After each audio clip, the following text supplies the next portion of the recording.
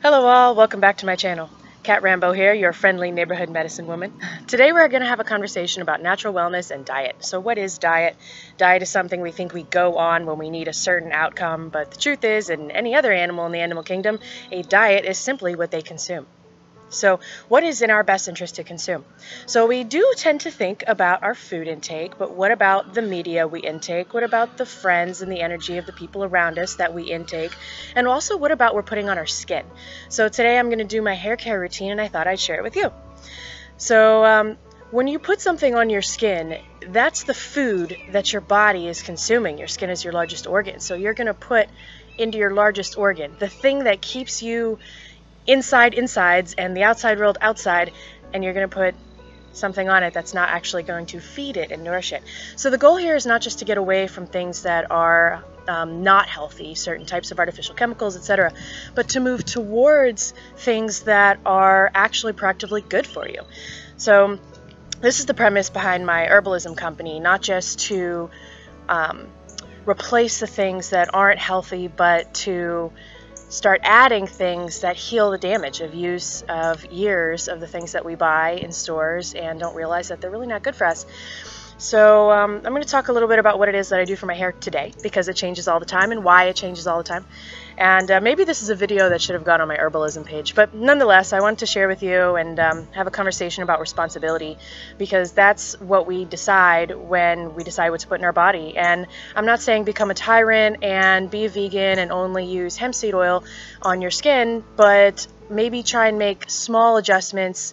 I've noticed a big change in my life. I know that when I started switching to more natural products, I found that I felt better. In the same way that you feel better when you eat better, your skin will glow better, your hair will be thicker and healthier, and if you're having any problems, that the solution may not be more industrial chemicals, the solution may be getting away from them. So for example, a lot of people come to me with hair questions of dandruff and psoriasis and all of this, and I've tried every shampoo out there. Well, maybe stop using shampoo, you know? And that doesn't mean be dirty, okay? I'm not advocating not bathing. I'm advocating giving your body what it actually needs. So we can talk hair science if you want, but maybe that's for another video. I don't know. So you tell me what it is that you want and what you think, and I'm gonna go prepare some materials and I'll be right back. Hello, so I've got a whole bunch of goodies here, and I'm going to share with you a two-step process. Step 1 is treatment. Step 2 is actually washing my hair. So I haven't used shampoos in years, and I have to say it's absolutely been the best thing I've done for my hair. I did notice that I went through a period of transition where I reacted with stress and heavy emotions, and I ended up flaring up in a sort of like dandruff psoriasis situation. And it happens, your body's reacting to what's happening inside you. This is why it's important to be emotionally responsible for what it is that your state is, and we can talk about that in other videos, but it's also good to be able to react, responsibility, to what it is that's happening, not by resenting your body, but by self-care. You know, don't think that your body somehow betrayed you. It's reflecting what's going on with you. So let's adjust the environment a little bit, adjust your internal environment a little bit, and then create a situation of healing. So have compassion for yourself, and self-care, especially in times of stress, is huge. And skin and hair care is one of my favorite ways to feel nurtured and actually do something good for my body too. So step 1 is going to be, I put an oil mask on my scalp. So this helps with your hair growth. It helps with any kinds of dandruff, etc. situations, psoriasis that's going on with you. The trick is to do it relatively regularly, once a week. You know, however often it is, wash your hair. And if you're washing your hair every day, stop. Unless, of course, you're working in like a kitchen or you're super sweaty all the time, in which case, wash your hair. But for most people, especially if you're sitting inside during our stay-at-home order here in the U.S., and there's no reason to be washing your hair every day. So the first thing I'm going to talk about is oils, and that's definitely a whole own conversation. I would recommend, of course, when possible, organic, virgin, cold pressed. I use a wide variety of things. When you start on this type of journey, you start to realize that you know what your hair needs. So today my hair is not super dry, so normally I would go for hemp seed and avocado and super rich things, but I am noticing, I think there's a lot of oak pollen going on right now and a little bit of stress, so I think I'm reacting to that and I'm feeling like a little itchy. So I'm going to do something that's going to nourish but also soothe. So first up is avocado oil. I love avocado for hair, and this process is simple as just putting it in your hand. You don't have to get fancy. I love avocado because it's super rich and super nourishing. You may feel greasy for a little while. That's why I like to use it as a mask rather than putting it strictly onto my hair after I wash it. The next one is castor oil. That's an old favorite to love castor oil, and there's a reason for that. It works. It's got some antimicrobial properties. It's also super nourishing, but for some people it can dry out your hair, so try using just a little bit. And the next step is essential oils. That's, again, a whole nother topic entirely. Make sure you know what you're getting. It's not just about knowing what oil to use or how to use it, and please use less than you think you need. You really don't need a whole lot of essential oils. Every drop is equivalent to like 75 cups of tea or something. Plant medicine is so strong, and in the shamanistic traditions, you're supposed to thank the plant, and that's what gives it great power. So thank you to this rosemary here. Rosemary is awesome for the hair. It's stimulating for the scalp. It's astringent, helps open up the pores. It's also smells amazing, so if you like to smell like, salad or whatever, then that's good for you.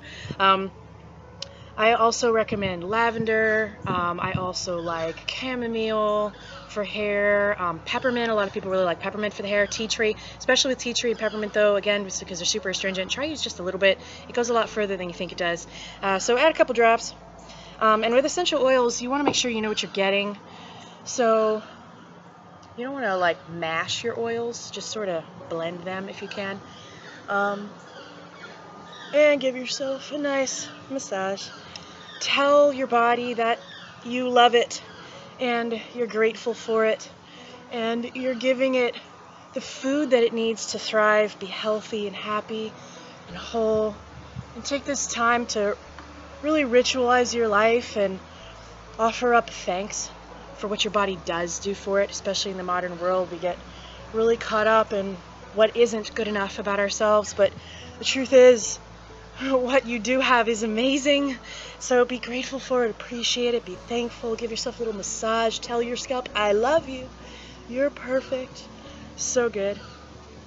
You can put as much or as little as you want with this mix. I usually don't put rosemary on the ends of my hair because it can make it a little dry. People like lavender too, but keep in mind that it's an astringent. It can make your hair a little bit dry. So for the ends, because I do have a lot of hair and you do want to nourish your whole length of your hair, I put just a little bit of avocado in the ends. Quick aside about essential oils, make sure you know what you're getting. Just because it looks like a really good deal doesn't mean it is, and I know that we're pretty much all familiar with that concept, but the best oils are not always the most expensive, and the cheapest one is not the best choice, So just be aware that money is going to play a role in what it is that you buy, but when you realize you don't need as much as you think you do, then your oils will go a lot further and they'll last a lot longer. Especially instead of having a whole ton of essential oils, people like to collect them. Guilty, I have an herbalism company, so I have a lot of them, but get really familiar with the magic of just a few choices. I love rosemary, I love peppermint, I love lavender. These are always good choices to start with. Just get really familiar with it. Any good essential oil brand is going to offer GCSM tests. So that's basically a chemical composition analysis. It's going to be batch specific. So you can look on your little bottle and see what your batch number is and look up the testing. It'll be on their website. You can ask the company for it if you don't see it. Most reputable companies now know that people are looking for that, so they do just post it online. And you can look it up by batch, which is great. Get really familiar with not just what the herb does for your emotions, for your spirit, for your body, but also what's in it, how does it grow, why does it help you, and what a huge gift that we have all these resources around us that nature has provided us that is here to nourish us, and what an amazing gift that we grew because of them, as a species, and that's amazing. So it's a good time to be grateful for the plant life around us. But when you look at these GCSM testing and lab reports, you're going to see a lot of what looks like chemistry.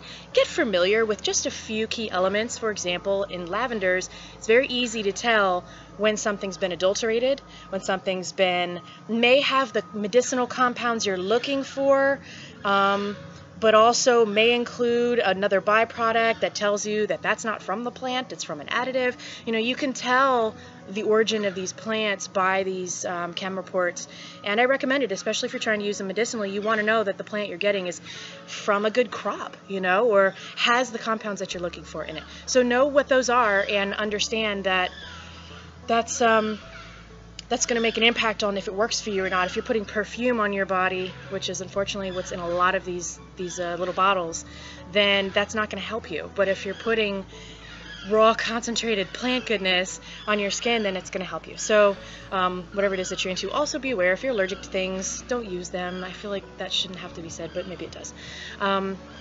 What else is good for hair?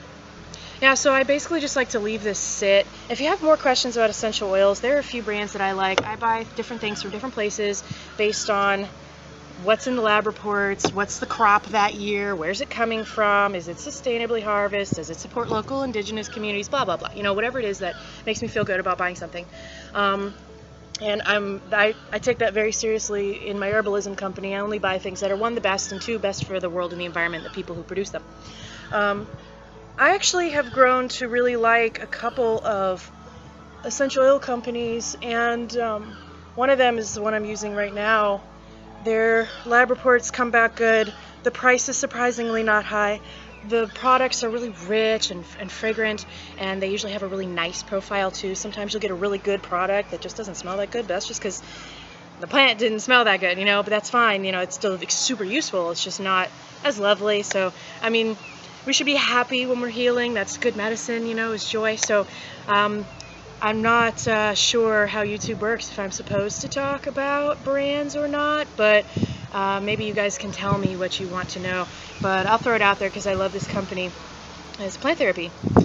And it's not the most expensive, but I find that their products are really nice, and their lab reports are always prompt, and they always contain the ingredients that I want. And I have never found, now granted, I'm no chemist, okay, just keep that in mind, but I have found no cases of adulteration in any of their reports, so I really respect that, so I continue to buy their products.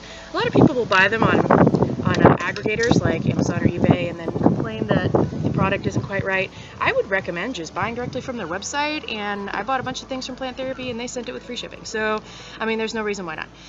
I think just supporting the brands you love directly makes a huge difference as a small business owner. I always appreciate it, you know. So, especially since aggregators are hard to sell on sometimes, you know, they take a cut of your profits, and it's good to keep your prices low and pass that on to your consumer by selling to them directly, and then you get to build the wonderful relationships that make your life rich. Okay, so step 2, after all that soapbox, is going to be what I'm going to wash my hair with, and it needs about an hour to steep, so I'm going to leave the oils in for an hour and steep my potion for an hour, and that's exactly perfect timing. So because timing is everything in life, I'll show you what's going on in this bowl here. This is Brahmi, right, which is an herb that is an Ayurvedic hair herb, and it's good for psoriasis and dandruff, but it's also really good for thickness and awesome texture. The pale one on top is actually aloe powder. I raise aloe plants, I use them. We've had sort of a dry spell here, so I've been trying to just let them be. So I just use the powder and it always works great. So what's next, what we're going to mix it with, is hot tea. So you can just use water. Sometimes I do. But I had some tea going anyway. This tea has a number of ingredients in it which are super nourishing for skin and hair. And also I'm going to drink this when I'm done with it. So that's a good combination effect. So I'm going to strain my tea here. I don't know if you can see me. Is that better? I don't know. There we go. I'm going to strain my tea here directly in to my dry herbs, and we can definitely have a conversation about teas. This is what it looked like before it went in the pot, and just sort of mix, you know. There we go, that works. So you want it to be sort of mayonnaise-y, but I actually like mine to be a little bit more liquidy since I'm using it as a wash. I'm going to put it in one of those handy-dandy condiment bottles and one of my mom's old hair dye squeezy bottles, you know, because that makes application a lot easier. It is sort of pasty. It's not going to lather and be super nice like the fancy shampoos that we all love so much. But this not only nourishes the hair, but also has its own cleansing properties. So this is what I use for shampoo. I use a wide variety of herbs and products and masks, and if I don't feel like going through all this, then you best be sure I'm using eggs or baking soda, you know, to just wash my hair real quick, because eggs have an awesome lather, they're good keratin treatment, protein treatment, and that's not expensive at the salon. It's just in your fridge already, and it's now vegan people who don't want to use eggs. There's all kinds of other things you can use as far as cleansers, but I make a lot of herbal shampoo products. This is not what I put in my herbal shampoo, as you can see. It's not cute. It's more like a mud mask. But I promise when you wash it out, it definitely does an awesome job at cleansing. There's a variety of ayurvedic herbs out there. Right now, I'm getting these powders pre-powdered, which is awesome, from a company called Henna Souk. I like their products as well. They do specialize in henna and other Ayurvedic hair care, which I appreciate. When you find a company that really specializes in what it is that you're trying to achieve, then you know that that's their primary focus, and that's going to be good. That's what they specialize in, that's what they do, is what they're going to know best. So I always recommend finding a company that specializes in what it is you're looking for. What else? So this, when I apply it, I'm going to put it in my hair with the little bottle, and I have done the scoop and apply method, but I do make a huge mess, which I do it outside anyway, so whatever. But you can do this inside the house, doesn't make a huge mess. I like to leave it on for like an hour. And some products you do want to, some products you don't. If you use henna, which is awesome for all kinds of scalp and skin conditions, and also gives your hair a really nice red rinse, lifts your natural red tones.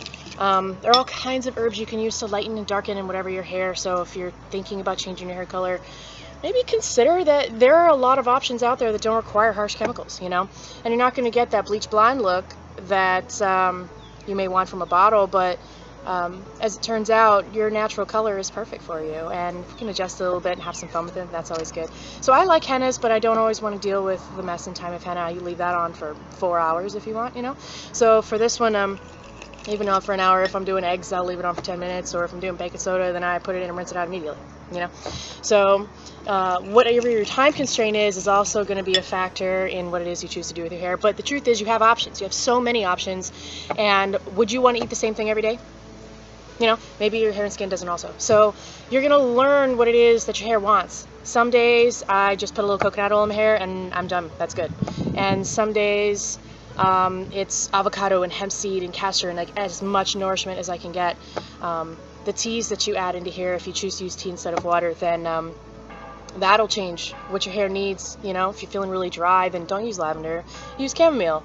If you feel like you're starting to get itchy and you don't know what's up with that, maybe use a little lavender instead of chamomile. You know what I'm saying? So there's hibiscus and peppermint, all kinds of awesome options. This says pau d'arco in this tea, and oat straw and a couple other things, but that's another video entirely. So I'm going to let this sit for about an hour, and I'm going to pour a cup of tea and just let that rest. So take this time to go about your life and do whatever it is that that makes you happy, and enjoy letting the benefits soak in. Some people like to wrap the hair and the oiled hair in a towel to keep it nice and warm, which is awesome. I think that's great. You should definitely do that if it makes you happy. I'm probably just going to sit in the sun for a little bit and get some work done and sip my tea. It's perfect. Cool. So we'll be back in a little bit, and I will wash it out, and then for a hair rinse, I use a little apple cider vinegar, of course, and I mix it with the tea that I have left over. So 1 pot of tea came to shampoo, a cup of tea, and my hair rinse. So that's awesome. And then it smells good too, which is great. And sometimes I'll put a little bit of the lavender in the hair rinse, and then you can add more oils if you want afterwards, whatever you think your hair needs.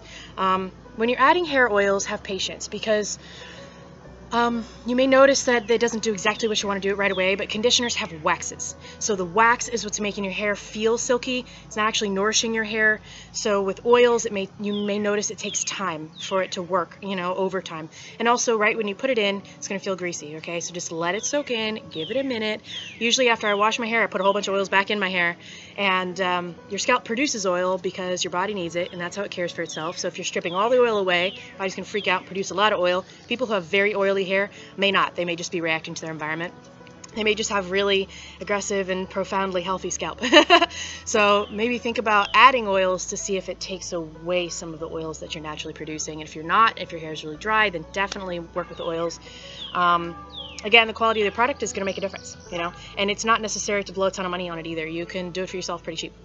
Obviously, quality is going to be a little more costly, but it's buying things that you know that you want in your product and then making it is going to be a lot less expensive than buying these fancy little bottles of the stuff that I make for my business. So let me know if that's something else that you're interested in learning more about. When I wash my hair and I add a whole bunch of oils in, my hair stays sort of oily feeling for the rest of the day. but I also have a lot of hair, so it takes a long time to dry too. The next day, I notice my hair is vibrant and it doesn't feel greasy at all. So give yourself time, and give the oils time, and give your hair time, and give your scalp time, and have a lot of self-compassion. Especially right now, everyone seems to be a little bit stressed, so this is an awesome time for self-compassion and self-care, and to maybe take the time that we don't usually have in our busy life, the time that we don't make for ourselves with work and everything else going on, to start looking into what it is that you can do for your body, not just to it. You know what I mean? So let me know if you have any questions, or if you want any more information about any of these topics. I know I just threw a lot of information at you, and this is a really long video, so hopefully yeah, I won't go through the whole like washing out process because it's already pretty long, but I hope you like it, and let me know if you have any questions, or if this works for you, if you don't care, or maybe I should put this on my herbalism channel. I don't know. You let me know, and oh yeah, like, subscribe, all that stuff, and I'll see you soon. Bye. Hello again. I just put the herb pack in my hair, and I wanted to show you what it looked like. But it's actually not that gnarly, so it's not that exciting. Hope you have a good day.